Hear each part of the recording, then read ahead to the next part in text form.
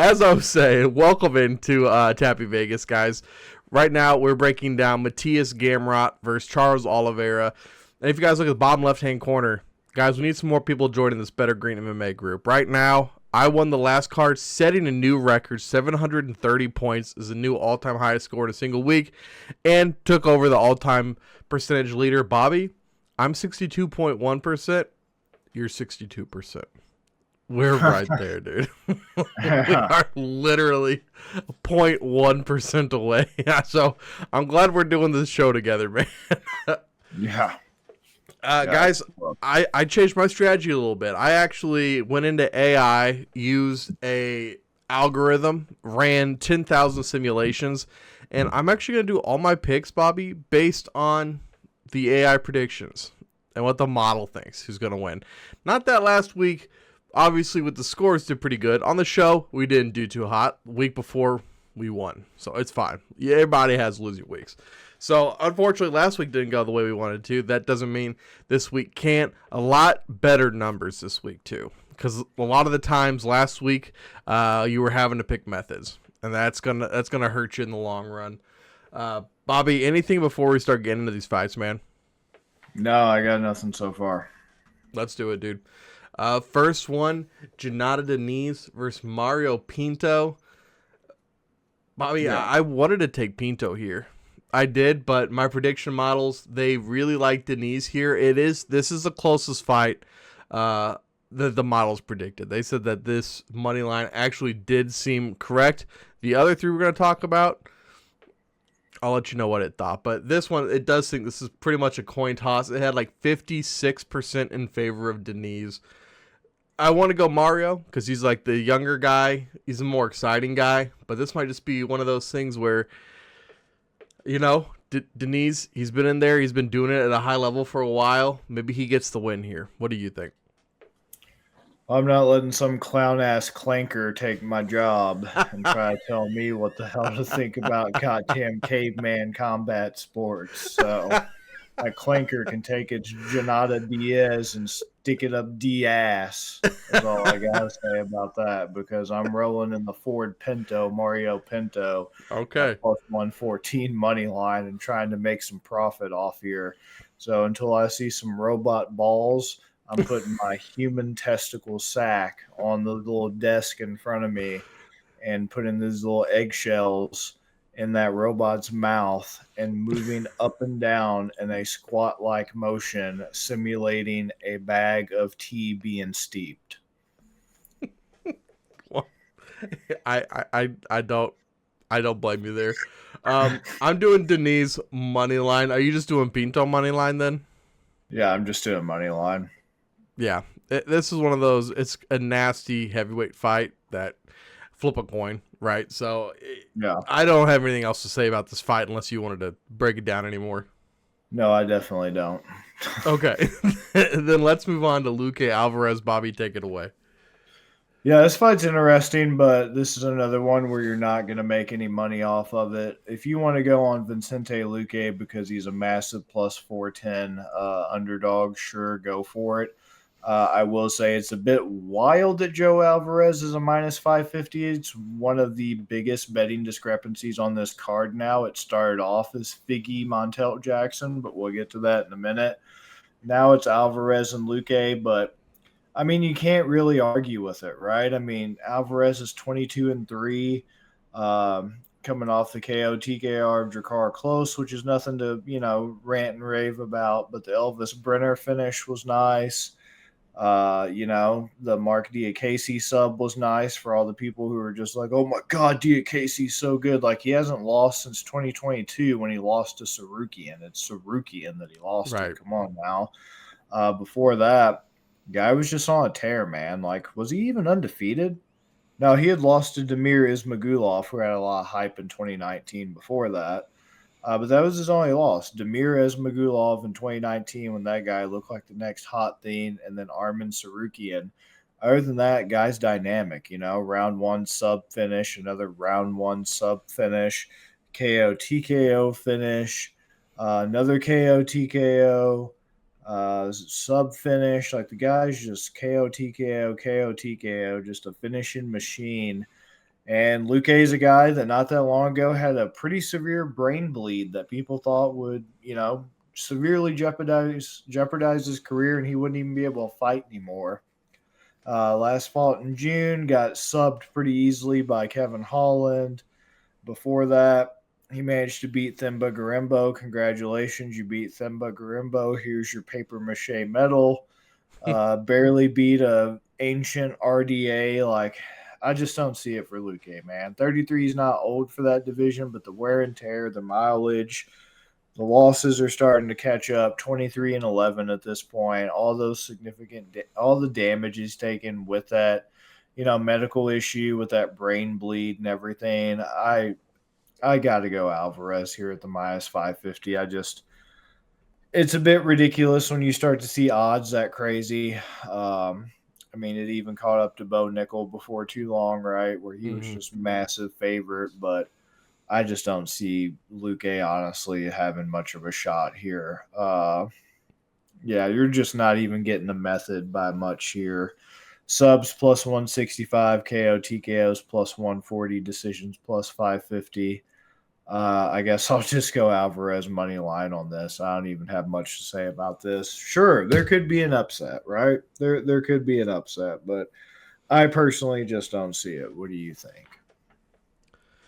I think that the brain bleed, it killed part of his brain that has the quit in it. He's a dog. Luque season, baby. The prediction model says Luque had like has a 60% chance to win this fight. Interesting. I'm saying they think Luque should be the favorite. So yeah, I'm gonna go Luque here on the money line, man, at the plus 410. Once again, just trying something new today. Real quick too, I meant to get into the betting splits. Denise, the fight we just talked about, 33% of the bets, 87% of the money. A shite ton of sharp money coming in on Denise. And then Pinto, 67% of the bet, 13% of the money, which, other side of that coin, you could say, well, the 13% at minus 142 is going to be much more appetizing to Vegas. I get that. Then we have Luque. Bobby, 2% of bets on Luque. 0% of the money. Interesting. 98% of bets on Alvarez, 100% of the money. It makes me kind of tempted to go Luque money line just because, and DraftKings is showing only 14% of bets are on Luque. So it's not like Vegas would take a big hit if they had to pay that out. Mm-hmm. At least as it stands now. Obviously, it can radically change. Right. This line's moved a lot, too. Because, Alvarez was minus 345, and now he's all the way up to 550. I just don't like how Luque looked in that Buckley fight, man. That Buckley fight was just... God, and that was... How... Am I misremembering? Did he not ever fight Buckley? I don't remember a Buckley I could have fight. Sworn. Maybe it was Kevin Holland. No, he did. Okay, I was like, dear God. Okay. When did he fight Buckley? He fought Buckley last March. Buckley and Kevin Holland. So, yeah, he both fought of them. Buckley last March? No way. Yeah, March last year. Really? March 2024, Luque fought Buckley. I'm sure if it's showing, then I'm sure that's right. But man, I knew he fought him. I just was not seeing it at first. I'm still gonna go Alvarez. Gotcha. Yeah, I'm surprised I forgot that one. But hey, man, you can't remember all of them. Let's start with the next one. We got Devician Figueiredo versus Montel Jackson. Jackson, huge favorite, minus 325. Figgy plus 260. Right now, looking at the money line, 17% of bets on Figgy, 80% of the money. Huge, huge, huge sharp money coming in on Figgy. 83% of the bets, 20% of the money on Montel Jackson. And then my algorithms are predicting another upset, man. They're predicting Figgy again. So once again, I can get Figgy at a plus 260. I could just go Figgy money line here. I think that's what I'm going to do. I'm kind of surprised Montel Jackson's such a huge favorite here. I don't I don't know if they're just thinking that his striking's that much better than Figgy's, or they just don't think that Figgy's looked as good, which I know Figgy's on the downside of his career, but I think he's still fine.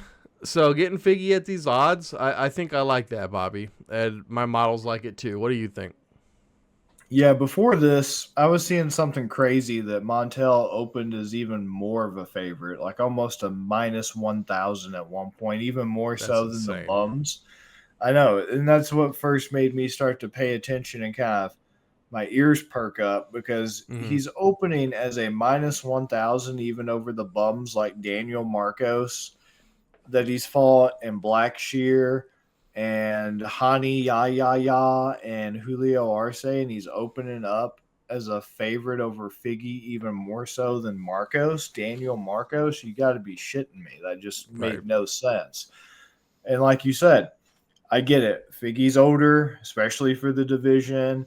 He's, hit or miss in his career at this point. I mean, he's 37, which at bantamweight is ancient. That would be great for heavyweight or middleweight or whatever, but it's starting to lose a lot of that fast twitch, a lot of that athleticism, kind of more at play in those divisions, those lower divisions. But man, this is a bit ridiculous. This is a huge step up for Jackson. And yeah, sure, I think he could do it, right? I think he could, definitely put Figgy's lights out for sure.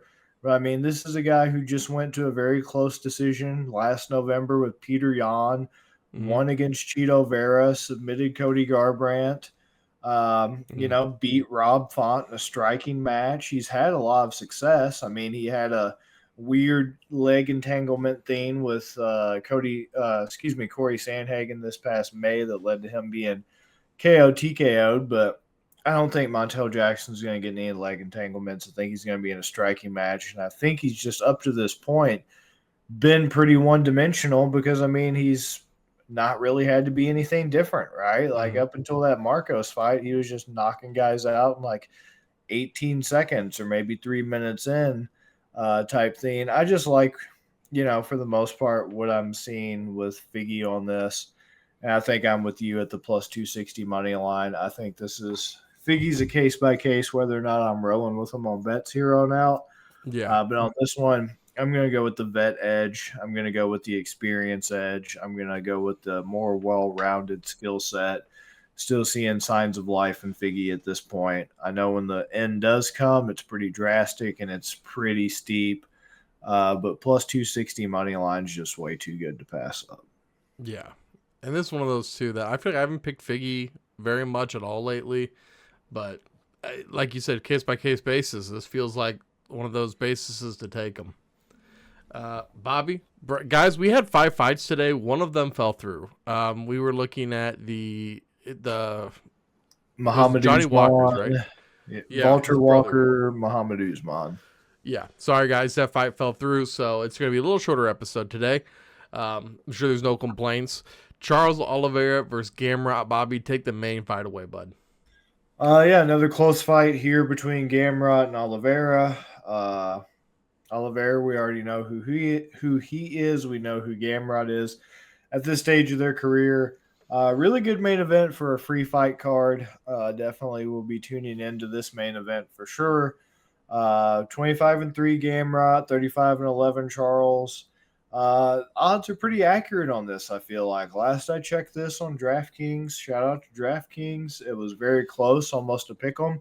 And I don't disagree with that, right? I think if anything, Charles should be a slight dog, with Gamrot being a little bit of a favorite. But right now you got Oliveira minus 102, Gamrot at a minus 118. So I don't hate it. 74% according to DraftKings, 74% are rolling with Oliveira on their bets, 26 with Gamrot, which is not really surprising because Oliveira still has more name recognition and, the longer career in the UFC. Gamrot's had a pretty long career as well, but coming over from KSW to the UFC, most people are kind of not as familiar with him. I think that might play a role in why you're kind of seeing most of the bets on Oliveira there. And yeah, this is actually something that it's kind of hard to go with a method, but if you do, you could end up pretty good. You got Oliveira KO TKO at plus 400, Oliveira sub plus 275, Oliveira decision plus 600, Gamrot KO TKOs plus 350, Gamrot sub plus 700, Gamrot decision plus 250. Yeah, this is a tough fight. Both of these guys are just so amazing in the division. Only have ever lost, to the elites. Oliveira, of course, coming off that KO TKO round one loss to Topuria in June, but it's Topuria before that easily beat Chandler, lost to Sarukian, but that was a very close fight, razor close. So Oliveira still, with his wear and tear and his increasing age in that division and whatnot, still a live guy in these fights. Seeing a little bit of decline, but once again, case by case basis, nothing too drastic. I'm going to go Oliveira, and since this is a 5-round fight, what's it looking like if I do the KO sub double method? Since you got KO at plus 400 and sub at plus 275, what am I looking at? That's kind of tantalizing. Yeah, let's see. KO sub for Oliveira. I've got that at plus 150. I think I'm going to roll with it. I think that's what I'm going with. I think over 5 rounds, it's just a classic case of Gamrot has to be perfect for those 5 rounds. All Oliveira needs is one attempt, right? My biggest concern with choosing Oliveira and all of his fights, but I didn't on the Topuria one because I knew Topuria could do it. People didn't think he could, but I believed him, my boy. My biggest concern is the first few minutes, man. Oliveira's chin gets tested in the first few minutes of every round, and if he can't make you crawl atop him and meet his doom, it's pretty bad for him, and he can end up getting his brain a little bit scrambled. But Topuria just lights out, just put the man out before he could even have that attempt, something Justin Gaethje wasn't even able to do. Justin Gaethje rocked him badly, but he was able to do his whole little crawl atop me thing and stall out for some time and end up pulling out the dub. But I don't know. Gamrot's got power, but I don't know if he's got that kind of power. Topuria might be one of the hardest hitters, especially at that weight class right now. 100%. I don't know if Gamrot is. So I think I'm going Oliveira KO sub double method for all those reasons. What do you think? The money scares me. 74% of bets and only 43% of the money for Oliveira. Seriously, 26% of the bets, 57% of the money for Gamrot. A lot of sharp action going on there, especially in like a close fight. It's usually a good idea to follow the sharp money. But once again, I said just trying something different. This could be just a 1-episode thing. I just wanted to try it and see what happened. The models like Oliveira. They think Oliveira has as low as a 54% chance to win and as high as like a 90% chance to win. So, wow. Yeah, they really think they're pretty confident. I think they put him around 74 to 76% is around where they think he should win. I think they had him at minus, I feel like it's almost minus 300s. And so when I was, talking to the AI and talking to the system, I was like, he's at minus 102. What do you think about that? They think this is just a bad line, is what it kind of seems like. Because the win probabilities are off. Give me Oliveira here. And I'm thinking I might have an article. I might post some of what I did in an article on our website, bettergreen.com, better, BETTOR green.com. In case anybody else is interested and wants to read about it. It was interesting, and I'm really excited to see how it turns out this week. But once again, Oliveira, you said it. He's one of the most dangerous men in the UFC, submission artist. I think he can get it at minus 102. I mean, once again, we never get these guys at these prices, right? So, right. Yeah, give me Oliveira on the money line. I think it's just going to be good enough for me. We're getting him just about at even money. And then I get all 3 methods. So I think I like that way. I don't know. The method really likes him and Figgy.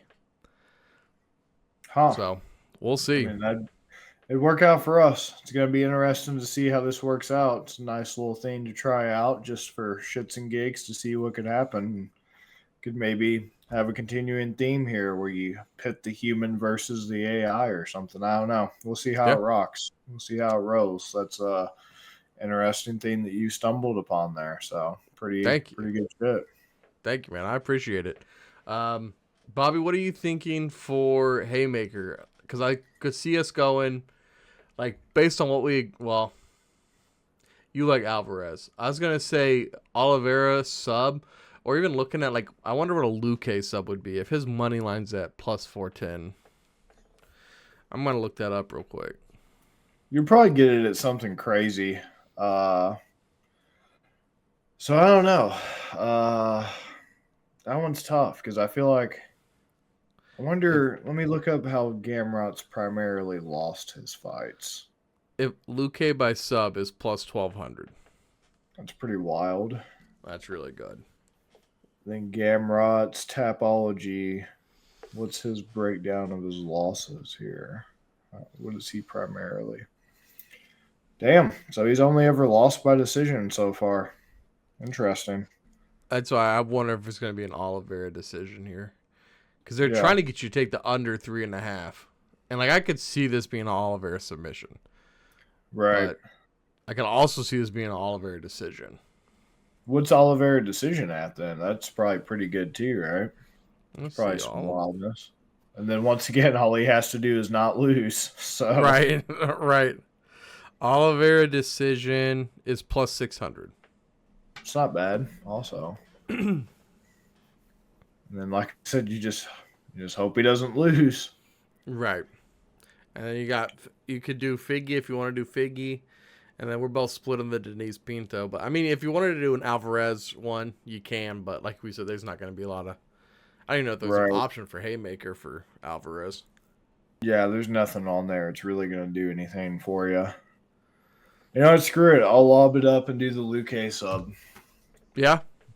Just cover the base. Why not? Let's do it, man. In case that computer ain't smoking crack.